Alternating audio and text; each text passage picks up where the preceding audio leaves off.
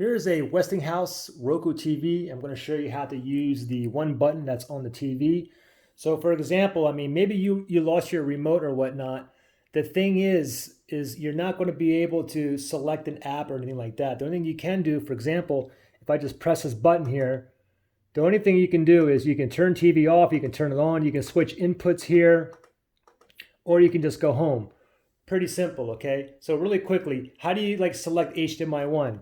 Okay, very simple. Just go ahead and click the button once, and then go down to HDMI 1, and then let it go, and it's automatically going to switch the input to HDMI 1. Obviously, I have nothing in here.